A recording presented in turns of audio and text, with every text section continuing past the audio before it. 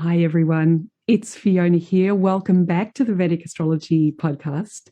This is part 2 of a conversation with Ernst, Wilhelm, and Ryan Kurczak about how to have more love in your life.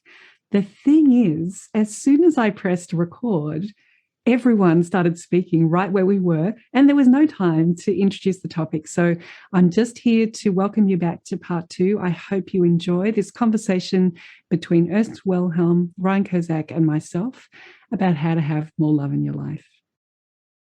Yeah, and now let's have another deep question as well, because of course, when I first started listening to the course, Ryan's voice came into my ears because when I started learning with Ryan, I came as a life coach. And I remember early in like the very first several lessons that I had with Ryan, we talked about the 5th house and, follow your bliss, change your life. Great. If you've got a good 5th house, you can do that. If you don't have a good 5th house, change your life. This is not doesn't mean anything. It's not an easy solution, not a workable solution. Let's talk a little bit about helping clients inside their chart and helping clients beyond and outside of their chart, because I feel that this course is operating on both of those levels. Well, I think there's a few things that people really need to learn about the charts, but I really think when it comes down to it, the most important thing are those Lajjitaadi Avasthas. It's like it comes down to that. There are other important things. One of the most difficult Lajjitaadi Avasthas is so difficult because it essentially damages the 5th house, like Ryan was saying. And a good 5th house helps, but at the end of the day, whether we have a big muscle or a little muscle to move forward with ourselves, it's the obstacles in the chart that we have to overcome, which is the troubled Lajjitaadi Avasthas. So I think really understanding those is one of the most important things. I know in my own chart, my troubled Avasthas, which was Mars, my worst planet, has been the biggest, most difficult thing in every aspect of my life. It's the thing that's when I screw up, it's always because I screw up on that Mars.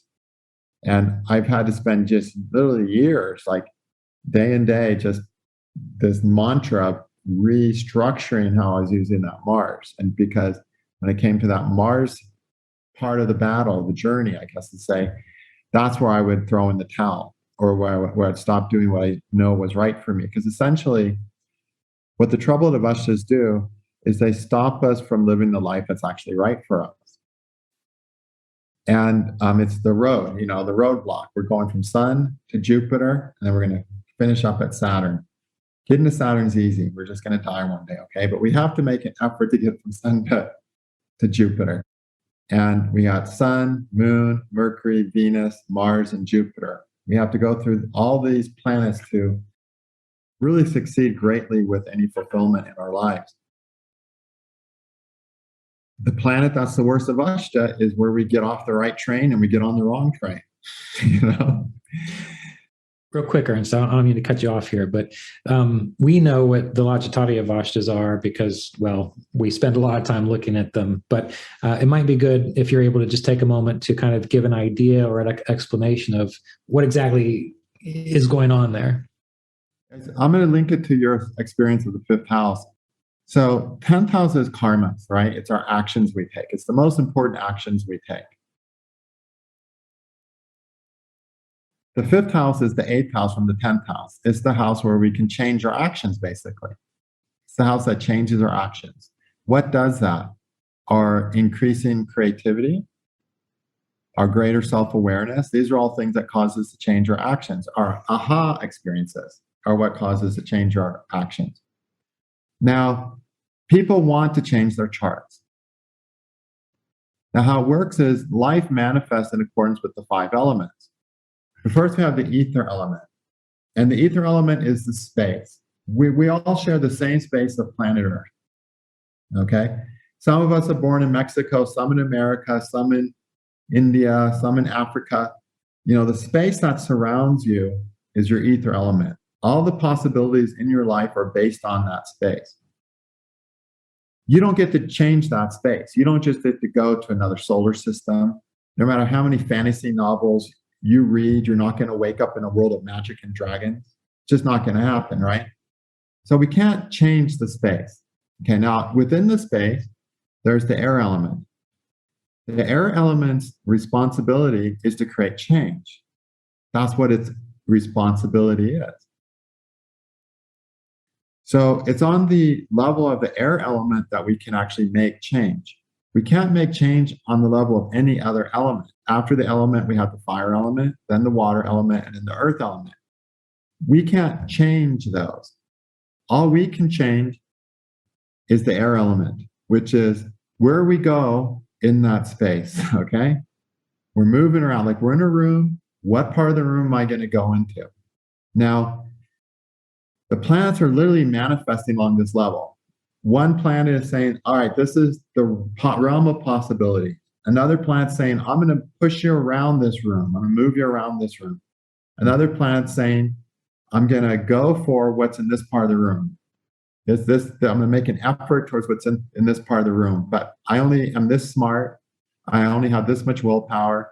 I've only got this much strength. You know, your efforts are restricted to your ability to effort. So, and then the fourth level is the water element. That's bringing things together because of our wisdom, you know, and our understanding, which is also something that in that moment we can't change. We have the wisdom at any moment to approach anything, right?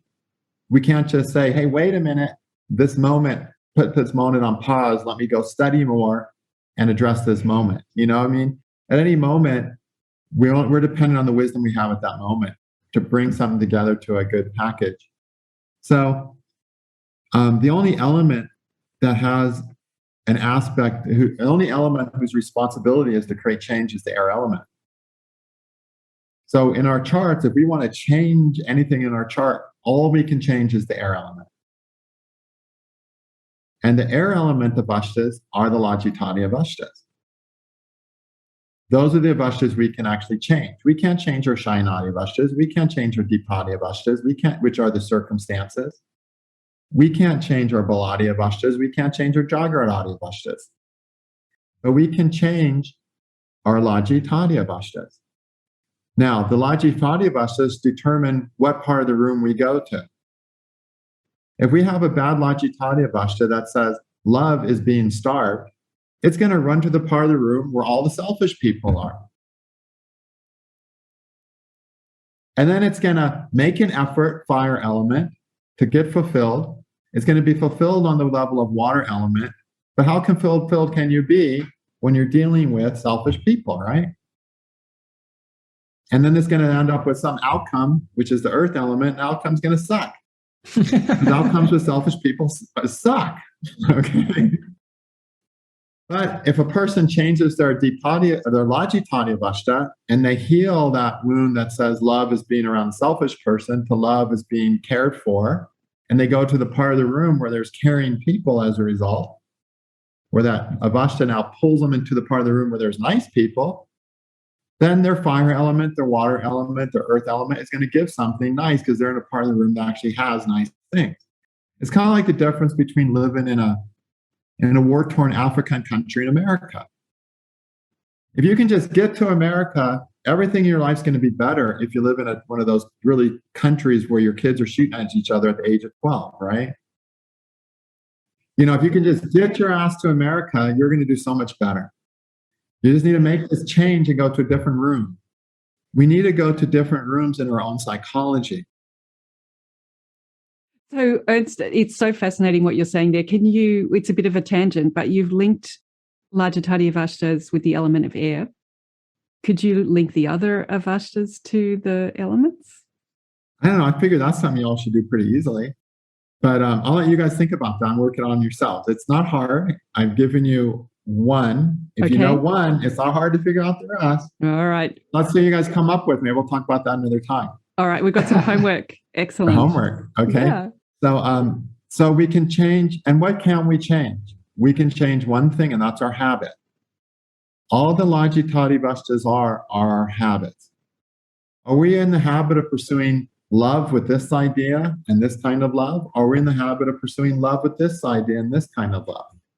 Just like, are we in the habit of smoking cigarettes when we're stressed, or counting to 10? You know, if we understand that counting to 10 will not cause us cancer and not make single moms run away from us because of secondhand smoke for their children, we can improve our love life. I mean, you know, free advice right there. If we understand that we can have a good habit that can make things better rather than a bad habit that is sabotaging our lives, and we start changing the habit, we change our lives. We're a product of our habits. We literally are a product of our Lajjitaadi Avasthas. Our reality that we're experiencing is a product of our Lajjitaadi Avasthas more than anything else. And that we can change. I mean, really, it's mostly the product of being born on Earth. But what are we going to do about that, right? You know, we're born on Earth as humans in 1900s or 2000s. You know, we're kind of screwed, all right? But within this concentration camp, you know, we can change our habits and live the best life possible on Earth right now. And the Lajjitaadi Avasthas teach us how to do that. Maybe this is in a similar vein. When we were talking about in the course, you talked about 4 hard things, and one of them was acknowledging our responsibility. That you're 100% responsible for yourself, everything in your life. Yes. That's a whole important video in the course. But as part of that, you were talking about our subconscious, and you were talking about conscious. And were you also linking that with the ecliptic and the planets? And could you say something about the conscious, the subconscious, the ecliptic, and the planets? Okay, so everything is a symbol or an omen or an emblem, as it used to be called in the 1800s, of ourselves. So your parents didn't come along and ruin your life, you know. Your parents didn't come along and ruin your life by being in that place when you just happened to pop out of your mom's womb. You have the parents you have because they're symbols of your own relationship with yourself. You're born at the moment you're born because the planets are symbols of your relationship with yourself. Now, our relationship with ourselves is the same as our relationship with God.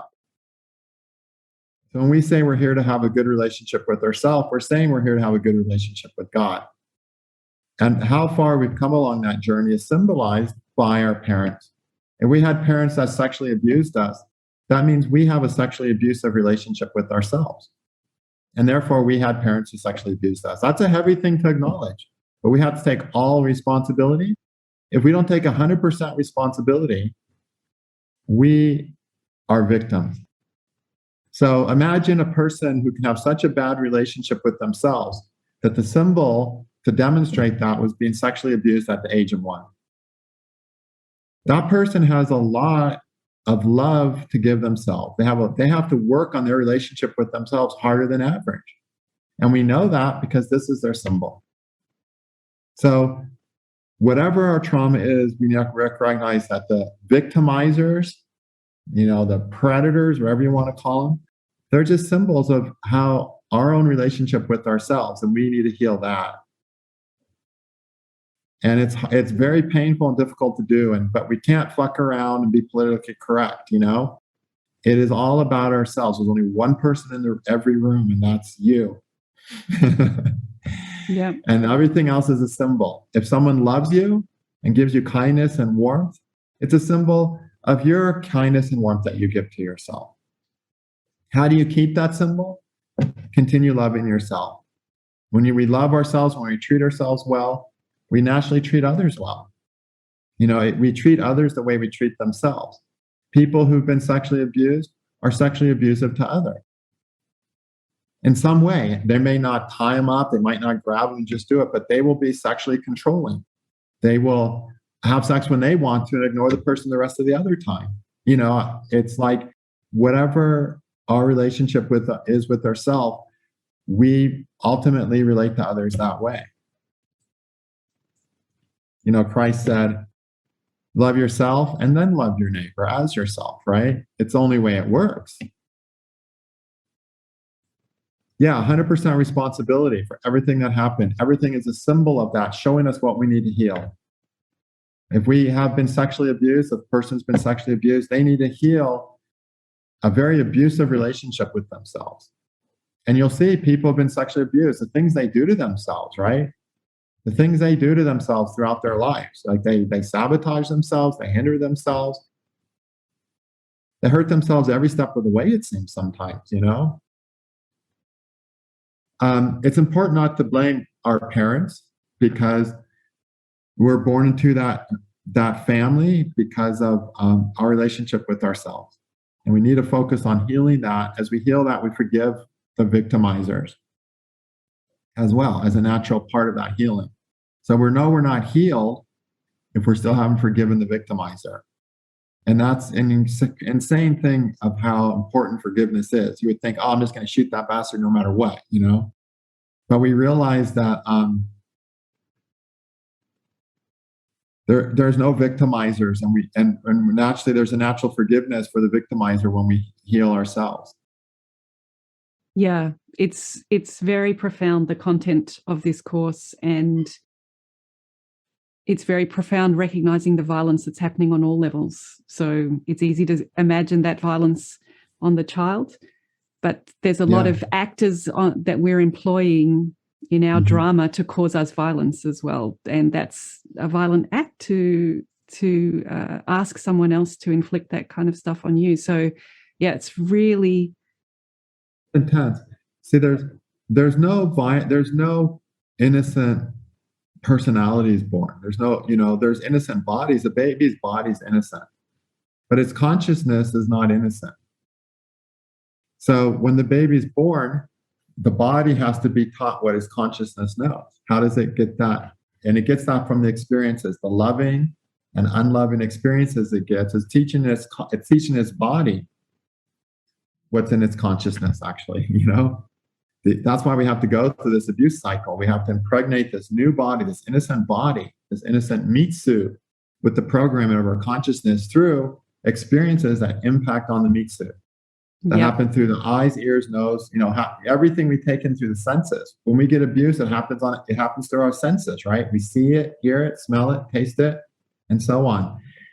And then we have to just continue healing our consciousness. That's what we're here for. Also, picking into some of the detail of the course, my ears pricked up. You mentioned something about healing 7 generations or representing 7 generations in our awareness. Can you talk a little bit about that generational link?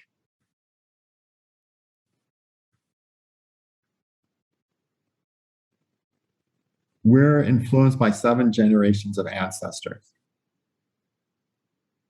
The events, the experiences, the traumas, the joys of our ancestors going 7 generations back is impacting our DNA, the family we choose. The soul chooses the family that all that momentum correlates to that soul's experience with itself.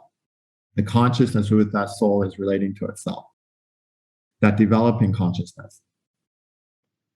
So if we knew stories about our grandparents, like in detail, we would be able to identify, we'd have a lot of aha experiences based on our own life. We could see the chain.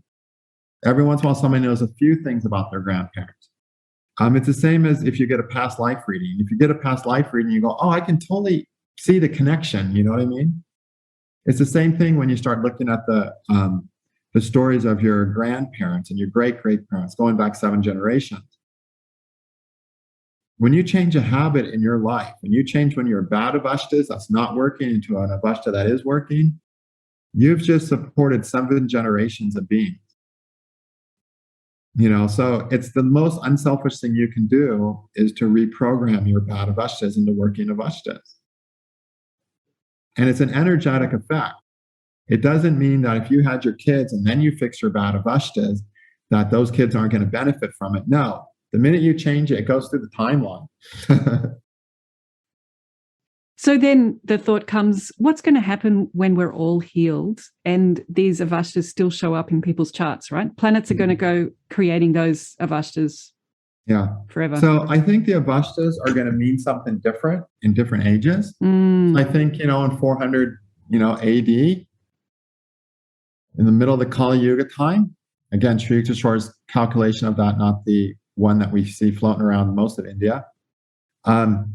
I think about like a starved Avastha means you were literally starved.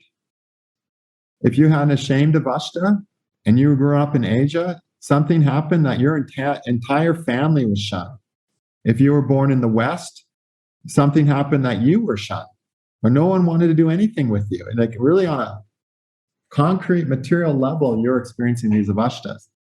In this Yuga, we're experiencing these Avasthas on a psychological level. Not so much a material level, but on a psychological level. In the Tretra Yuga, I don't know. See you there. We'll find out when we get there, right?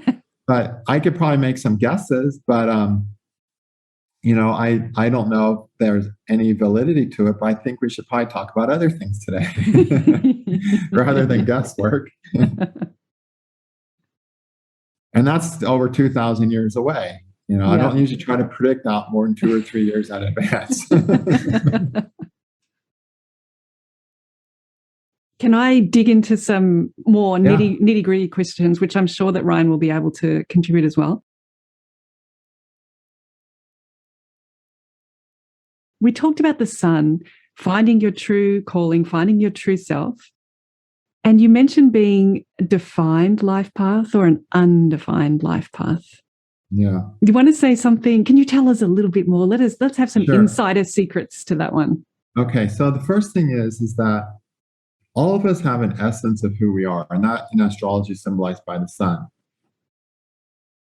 And we're here to live the best version of that essence, which is Jupiter.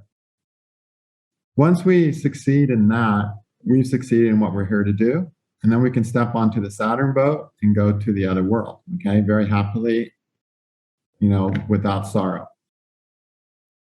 But it's a big journey to find our essence, and it's a big journey to live the best version of the essence. What I mean by that, let's say someone's a healer. That's the essence. They have the essence of a healer. So they come to Earth, and we're in a limited world. Healing's only so developed. There's only so many different ways that people get healed. There's this kind of medicine, this kind of healing, this kind of healing. No, there's these possibilities. And the person has to discover, based on what actually exists on planet Earth, the way they can be the best healer they can be. As an essence of a healer, their soul has the ability to snap their fingers and heal a person, okay? But that's not how it's going to work on Earth, They're going to have to find the modality through which they can be the best healer possible. So their life is going to be a journey of discovering, trying things, failing at things, discovering things that work, testing things, refining things, and finding the way they can heal the best.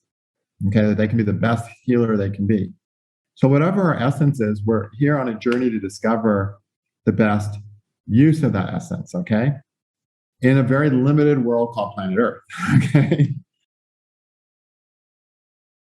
That's ultimately the journey we're all making. And if we have a fulfilling experience in living our essence, we have a fulfilling life. People think our lives are about having a successful relationship. They're not. A successful relationship is just what gives us the foundation to be our best. It's not the goal of life. The goal of life is to be the best expression of the essence of our soul. And that's the Jupiter is the best expression of that on this world possible, and the sun is our soul. So with that framework, I'll try to answer your question if you ask it again. Okay? Yeah, what was the question? Let me hear the question too. I want to hear the question because I might have a tag on to that. Okay, great. You shared in the course about some people are on a defined kind of life path and some are on an undefined life path. So the point is, once a person discovers their essence, they're going to live the best version of that in a defined or undefined way. So I'm like a defined way. I discovered when I was 20 years old, 21 or something, that astrology was the best possibility for me to express my essence. And so I decided to be an astrologer. Being an astrologer has dictated a lot of choices in my life. I'm on this road of astrology. Now, an undefined person, they don't have a clear road. Their road is determined moment by moment. Where they're going to take their essence, how their essence is going to shine in this world is determined moment by moment. So they don't get to say, this is what I'm here to do. They don't get to say, oh, I'm an astrologer. They'll say it, but it won't prove to be true. They have to really get in tune to just what their essence is and not the form that essence is going to take. And they need to allow that form to change and adapt as much as it can. But they usually struggle with that because we're all programmed to answer the big question, what are you going to be when you grow up? You know? And for undefined people, it's not something that they can ever feel secure and solid in. So even when they say, oh, I'm going to be a writer, they feel no security in that. They're just trying to convince themselves they'll have security as a writer. So it's not that people with defined and undefined ways of being or paths do different things or operate really differently, but it's the security they get from knowing what they're doing. The defined person gets a security, oh, I know I'm here to do this. The undefined person doesn't get that security. They're floating, and they need to just have a daily surrender to just shining as themselves day by day without concerning themselves what the label is, what the definition is of them in this lifetime, you know? And it's hard to do because we're programmed into thinking that we're supposed to know what we're going to be when I grow up, you know? And half the people have that, actually. And those are the people who are most desperate to love someone and say, oh, I love this person. And they're also most desperate to say, this is what I'm here to do. I mean, there's a desperation and excitement to it and a constant failure. These are the undefined people you're talking about. Undefined people, yeah. Well, if the defined people can know this is what I'm doing and they do it and they feel it, why can't the undefined people, why don't they just naturally avoid that? Because we're all programmed to be the same. We're all told, what are you going to be when you grow up? You have to know, or something's wrong with you. So because they don't know, they feel something's wrong with them. They try to find it to make something right about them. So they need to understand, for them, not knowing the road they're on as clearly, as securely is a better word, not feeling anchored in, I'm an astrologer or I'm a doctor, is how is what's right for them. Because that gives them the flexibility for their essence to shine where it needs to shine. They need that flexibility this lifetime. I get that, but is that more just defining yourself through something? Like, for example, that question, what are you going to be when you grow up? To me, that seems like that's a rather new question, because a few hundred years ago, your dad was a blacksmith. What are you going to be when you grow up? You're going to be a blacksmith. It wasn't even something you answered. Yeah. No. So with the defined and undefined in that situation, would the person who was the defined say, yes, of course I'm going to be a blacksmith? And would the undefined person say, well, I'm going to do it because it's my dad, but my dad's a blacksmith, but I know that's really not who I am. Do you understand what I'm asking here? Yeah.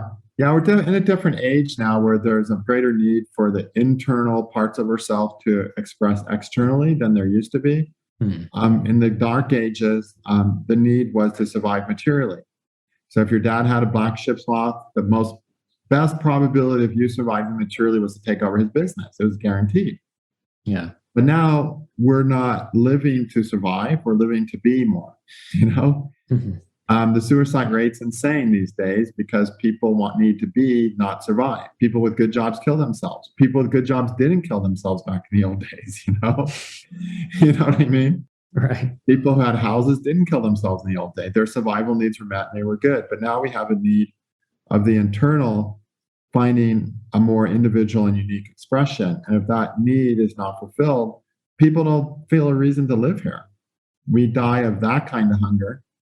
We die from suicide, we die from the drugs, the pharmaceuticals, the antidepressants that we take to fill that hunger. Whereas before, people died starving on the streets. But this is also going back to the ages, right? The Dwapara Yuga, where it's more of a self exploration versus, as you say, the survival exploration. Yeah, right now it's internal that needs to express more. And what I was digging for there on the defined, undefined, because you mentioned in the course 50%. Can you see it in a chart? Is it something that you're speaking about? You have to use human design, which is a system based on the I Ching. And with that, once you calculate the chart, you can tell if the person has a colored in G center, as they call it, you're defined. If it's uncolored, you're not defined. Human design has a lot of good foundational things to help us understand ourselves. And the whole idea of human design is to live as yourselves. And it tells you, learn to live as yourself, learn to follow your authority, which I call the inner voice. But it's a very, very difficult thing to do because everyone wants to follow their wounds. Everyone wants to follow their patterns.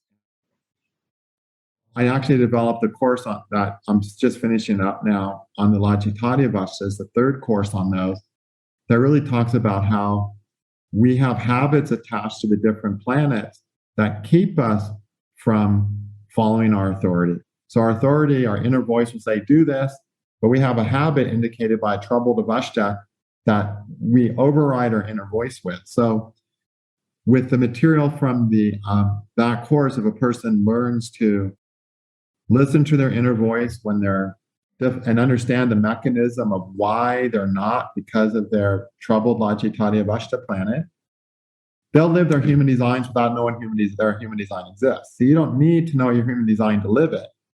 You have to heal your trauma. You have to heal your wounds. You have to basically understand and heal your bad Lajjitaadi Avasthas in order for your human design to live, express, okay?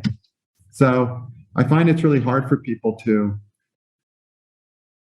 live their human design, and we can't force ourselves to live our human design. We can't decide to live our human design because the minute we do that, the mind is skewing the human design, you know? All we can do is follow our authority to find the human design. And thinking more than that just gets us lost. But by learning the Lajjitaadi Avasthas, we can really, really see what's getting in the way of really just following our inner guidance, which is going to lead us to all that potential that's in the human design chart. Because I really see the human design chart as a bunch of potential that's not often lived because people are not following their authority. Instead, they're following the mind, and the mind is just following the traumas and the fears and the subconscious clutter, really. The mind is just supporting the subconscious trauma in its decision making. So you talk about human design, but isn't this something that can be seen or gleaned from the D9, the Navamsha chart? Yeah, I don't think so. Yeah, this is a very clear thing. It's simply that, does the ego find security here or not? See, defined just means the ego has a sense of security about something. It's established this vision, this idea that makes the ego feel, yeah, I feel safe. See, we trade in, there's two things. There's security and there's the divine. The divine is not secure. The divine is surrender. So in human design, we have these little boxes that are the different energy centers. And they can be defined, which means there's a connection made to them, and therefore they're colored in the chart, or undefined. Where they're defined, we have security. Where they're undefined, we have to surrender. All of us have areas that we've decided to trade in the uniqueness of the divine for security, and other areas that we're open and need to be open for the divine to show us the way. You know, like I've got an undefined manifesting center, which is the center you use for planning things. I've given up. You know me, Ryan. I've given up. Yeah. You say, can you do a podcast? I'm like, I don't know. When is it? 26th? Ask me on the 25th. Let's do a retreat together. No, I don't think I can plan that far ahead. Shrishti also has an undefined manifesting center. Together, if we put our charts together, we have an undefined manifesting center. And every time we make a plan to go do something special or go to a restaurant, the restaurant's always closed every single time, or something happens every time. But if we're just bumbling around, not knowing where we're going with no plans, that's when always we end up with in the best building, in the best restaurant, on the best hike. But the minute we plan it doesn't work. It never does. When we go on a trip, we'll just jump in the car and step on the gas and see what happens. But the last time we planned a trip, we were like, we're going to go see this mountain in Nevada. We drove all the way up there last fall, and we get there, and they had closed the road because of a mudslide. So at that point, we're like, where do you want to go? I don't know. Let's go to Jackson Hole. So we just went to Jackson Hole and had a lot of fun there. So, some people get to actually plan, though, and it works. Yeah. It doesn't work for me. Yeah. So it's really funny. So it's a state of when I plan, it's a state of surrender. Yeah. Which one? But there's other, what? Which one was that again? The little line that's colored in? Oh, it's the manifesting center. That's the third one from the top. Okay. Yeah. So people have that defined. They can actually plan an event and they can actually happen that way. And well, I think one of the things that we can reflect, which is kind of where this second video started, was around the nature of this course. And there is a part of this course that's very guru, like removing the darkness, just really clarifying our definitions and fixing up. I think you used the mirrors as an analogy, Ernst, like all of those circus mirrors that make everything out of proportion. Yeah.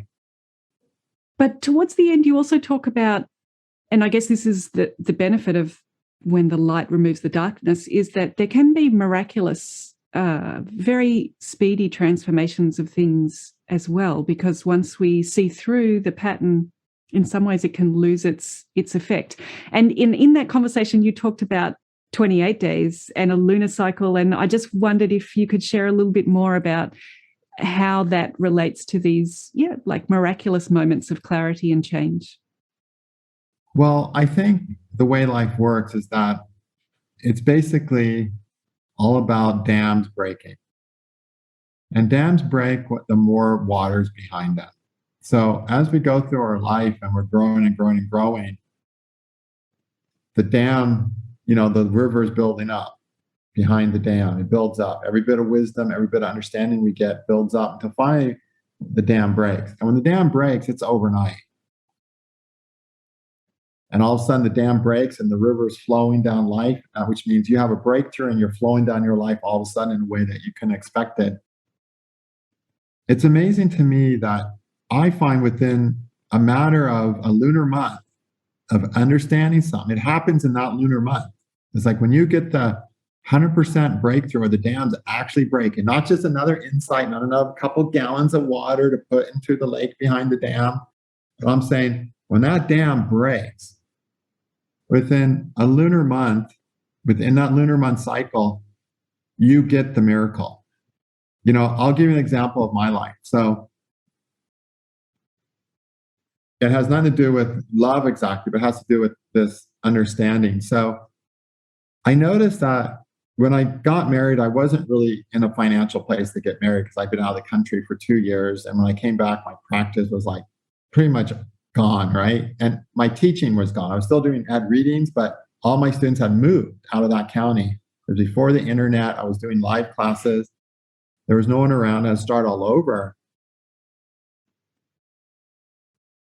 I was struggling financially, and I would feel guilty about it a lot of the time. I feel guilty that I wasn't focused on making money. I was doing Gemini, I was studying this, I was sinking into debt. Within 2 years, I had $30,000 of credit card debt at like 19% revolving interest, right? Yikes. And that was with one kid and twins in the oven, right? So it was pretty insane, and I would feel guilty, but something in me felt I just needed to keep doing what I was doing. I needed to invest in my researches and studies and so on and so on and so on. And every once in a while, I would notice this would come up, and we were moving forward financially. We got out of that scary stuff. We paid our bills off. We bought a house, got into debt, sold the house, got out of debt. We kind of managed. And as that was happening, I think, I would feel guilty, literally feel guilty. I should work. I should put more emphasis on making money. I should promote, maybe do more readings. I should focus maybe more on money. But then I wouldn't, and I didn't have any pressure from anyone with my own guilt. So I didn't have like the nagging wife saying, make more money. She was actually really cool with it. She'd say, go do a research, So I didn't have that kind of pressure. It was my own guilt in my own mind. Then in July of 2013, I was doing okay. All the bills were being managed, and it wasn't like really stressful, but I wasn't like living a great life. I still driving $2,000 cars for the family car and fixing them every month. I noticed that my mind, what would happen is whenever I start feeling guilty, I would think, I've made this software. We've made this software. Anytime God wants us to have money, he could just have people come buy it, And I've got these videos. So I'd always just say, well, when God wants me to, he can make me wealthy because I've got a lot in production. And so 2013 comes along. I had the astrology videos. I had the software. I had a bunch of audio videos. I had 3 or 4 books or something. And I would always think until July of 2013, I should make more money. I'm feeling guilty. And then I would just get this hopeful outlook. God can make me have more money anytime he wants. I've done so much work. When he wants to, it can happen. And I hope he does it soon. But in that July of 2013, I just was thinking, I hope God gives me more money because it would be better. But I don't feel guilty about not making more money, of trying harder to make money. I've got all this stuff established. I hope it just takes me to more money, And there was not a bit of guilt. That week, this funny guy emails me who I've never heard of. His name's Kapil, KRS. And he goes, you want to be on my channel? I'm like, not really. Okay, yeah, I'll do it. I'll be on your channel. So I was on his channel, and within a week of being on his channel, my students double, my software sales double, my reports sales double, my book sales doubled. Literally, I doubled my income in a week. But it didn't happen until my consciousness had none of the guilt and all the hope. I later discovered that the way I operate, that when my consciousness is hopeful is when things work. When there's any guilt attached, they don't work. Somehow, over the years, over 15 years or 10, 15 years of my consciousness letting go of guilt and establishing more hope, the minute I was 100% of hope, the dam of my finances broke. And I've been financially fortunate since then. And that can happen in any department of our life. We just have to keep pumping the water behind the dam until it breaks, whether it's love or money or anything. It's shocking to me when we have breakthroughs how fast something miraculous or new can shift and happen. It's really, really quite amazing. But if it's not happening, it's because there's 0.1% of something that hasn't shifted yet. All it takes is, it's like that dam can hold a certain amount of water to the drop. And if you're not having the breakthrough, it's because you still need at least one more drop of something. One other thing I want to mention before we forget is this course is about having more love in your life. It's not about having more nookies in your life. It's not about having a better relationship with your husband in your life. It's about having more love in your life in every area of your life. In your work, where you live, because everything should be an act of love, from what we eat to where we live to what we do to who we're with. Everything is an act of love. We just need to understand what is that act. If we have a job we hate, but it's paying our bills so it's useful for now, it's an act of love to keep that love. It's hard love. It doesn't feel good, but it's useful for now, So one of the things I think that's best about the course is we understand the principles. We can immediately start seeing, oh, I have love in this way, and this way, and this way. It's this kind of love. So my life is not empty of love. It actually has a lot of good things in it that I can appreciate for what they are. And so I think we can feel better as soon as the course is done when we recognize how much, all of us will recognize that we have a lot more love in our life than we thought once we understand what love is, because we're also desperate to pursue that wrong definition of love that's just going to hurt us and sidetrack us, that because we can't make an impossible love work, we feel like there's no love in our lives, And that's not how it is. We're actually all have a lot of love in our lives. And that's why all counselors, they always tell them saying, what do you appreciate? Tell me what you appreciate. Write down what you appreciate. Appreciate life. Well, in this course, I'm really giving you a real way to appreciate, not just say, well, I sort of appreciate that, but a real way of, yeah, I really appreciate it because it's actually love, you know? And it is important to appreciate the love we already have, to see it and not neglect it or ignore it. I do have one final question, but I'm kind of curious, Ernst, you told the story about what happened to you in 2013, and we were talking about how things go generationally, back and forth and so on. And it made me think about how your experience in that regard kind of rippled through so many other people's lives. For example, if you had not had that experience, we would not have had the actual Vedic Astrology Apprenticeship Program. Fiona would not be here. You would not have all the students that you have out doing good work. Yeah. There's a lot that's happened since that moment in time that wasn't just you, right? Yeah. There's a whole community around it, which you can feel it, right? That's a beautiful example of spiritual love, Ernst, that you speak about in the course, is the giving of love almost as a fountain, because the love is flowing, one can give it, wanting light and love to be spread. That's it. That's the be all and end all of the intention. Yeah. And Ryan's just reflected beautifully that those effects go so far and so they snowball. Long. Yeah. And that's the goal of Jupiter. Our goal of our life is Jupiter, and that's to do something good that has a snowball effect. And it comes out of abundance. It doesn't come out of negativity.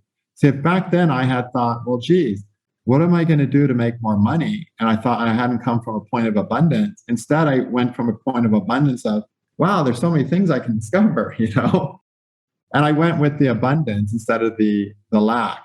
It's always important to approach life from, where can I cultivate abundance? It could be abundance of care, an abundance of love, an abundance of knowledge, an abundance of wealth. But as we collect abundance in our own lives, that's when we can really have the most fulfilling life. And that's when we have the greatest impact on other people's lives as well. And then it's natural to give a charitable love if a person develops it out of abundance. Some people develop things out of lack. And then, of course, they don't have a charitable quality with it. They don't give, they don't sacrifice for it. That's why you do get people who are financially really wealthy, but they're very selfish. They use other people. They buy sex slaves and all kinds of stuff, right? Because they never developed their financial base as a natural part of their inherent abundance. All that money they earned was was motivated by their lack. One final cool thing I want to mention about the generational effects. So the ancestral lineage is Rahu and Ketu axis. They've created an environment of our early upbringing where what your great-great-great-grandfather did affected great-grandfather, affected all the way to your dad, and that's why your dad beat you up, And so there's literally this lineage of effects through our Rahu Ketu. So we follow these patterns of Rahu and Ketu. Those are our most defined patterns because of the environment of our upbringing that's ancestral based. We're born in a certain country because our ancestors got there, right? One of our ancestors ended up in that country or didn't end up leaving it, And there we are being born in that environment. Rahu and Ketu have so much to do about our environment as determined by the actions of our ancestors. Now, the beautiful thing is we're all here to change, to heal that ancestral pattern. Okay, we're all here to heal our Rahu Ketu axis too. You have Rahu and Ketu in angles in 1, 4, 7, or 10. That's when you get to take the ancestral karma in a new direction. So the healing happens because of taking it in a completely new direction. So people have nodes and the angles, they're literally taking the way they deal with their wounds in a completely new direction. Ryan can relate to that. I can relate to that. The reason you're not supposed to fit into your family with Rahu and Ketu on the angles, because you're going in a new direction with all the ancestral bullshit. You're saying, gosh, you guys have been trying to do it this way for this many generations. I'm going to do it in a whole new crazy way. And you won't grasp it. Now, when people have Rahu and Ketu in the 5th, 8th, 2nd, or 11th houses, then a person is not going to have a radical change in direction. There'll be themes that they're going to maintain. So they're healing within the themes. They're finding the true values. So say they're born in a Christian family or something.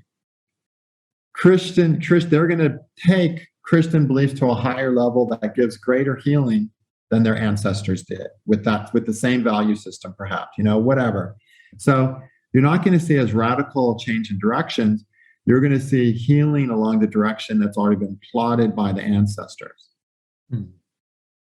So it's always interesting. Rahu Ketu in the angles have really hard lives. You have harder relationships when you have Rahu Ketu in 1, 4, 7, or 10. All other factors equal, You have crazier stuff happen. Even if you have a good relationship, something will come along that does not make any sense, as Ryan sadly knows well about. But these things are happening because we're literally going on a new uncharted course in our relationship lives, in our growth, which has so much to do with our relationship lives. So I feel like the new directions of way the ancestral karmas are being taken is really on the shoulders of people with the nodes on angles.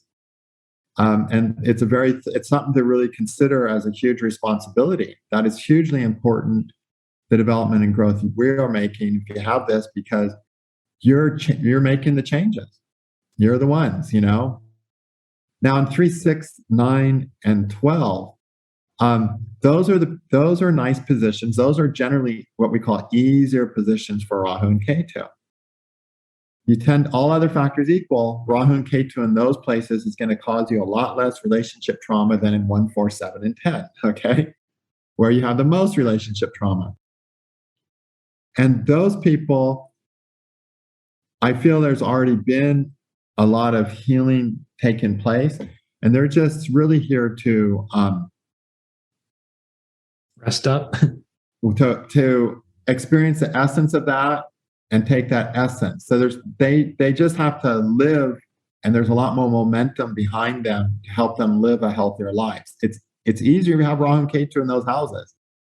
But for those people who are redirecting those ancestral karmas, you could say 3, 6, 9, and 12 are resolving and completing and finishing a multi-generational theme.